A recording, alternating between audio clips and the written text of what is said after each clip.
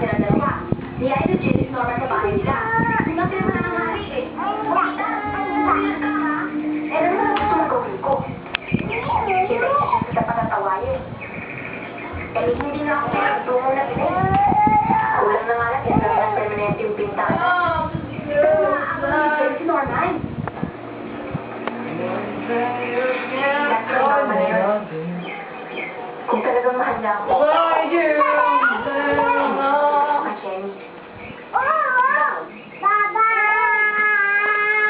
Ano ka basa akong mama ma? Hindi ka lang usap mo ito.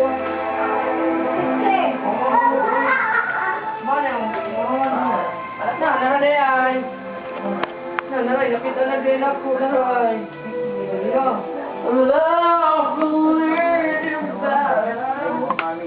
Sino yung pangatlo?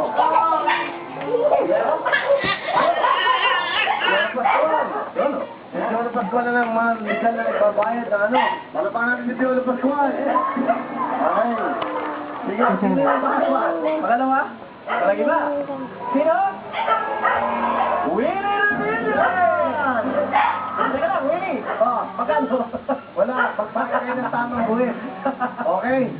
Sabi nila, pag ang babae, dapat ang babayaran niya. Yan, totoo. Kasi kung ano dapat kinikita mo, pinapahit mo sa gobyerno. Ang nasa po ng sistema ng gobyerno. Kasi, kaya may mga kalsada, di ba, yung mga poste, lahat.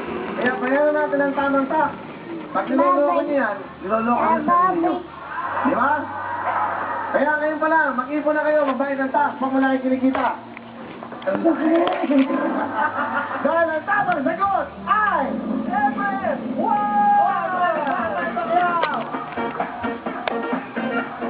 Good tax players! Congratulations sa mga nagbabayad ng taxes and go! Next question, please! Next question. In Disney movie series, pag ilang bahagi ng High School Musical ang may subtitle na Senior Year? Sa Disney movie series, pag ilang bahagi ng High School Musical ang may subtitle na Senior Year? 1, 2, 3, go!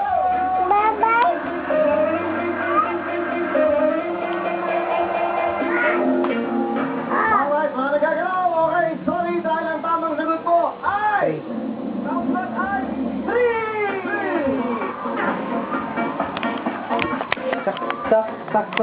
Kaya tayo. Lima po tayo sa gitna lang. Let's go, let's go. Pakiguide nyo sa ano, pakiguide nyo sa gitna. Para matuloy ka lang mag-ulit sa mga natin. Okay? Ito lakas, pwede naman sila maulit.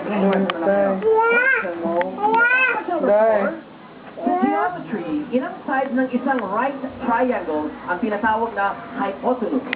Sa geometry, ilang sides ng isang right triangle ang tinatawag na hypotenuse? 1, 2, 3, go!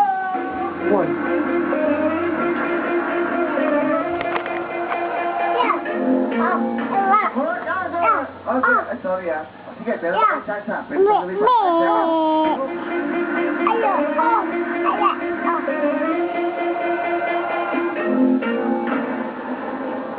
Sigurado na kayo dyan. Isa pang pagkakataon. 5 seconds, go!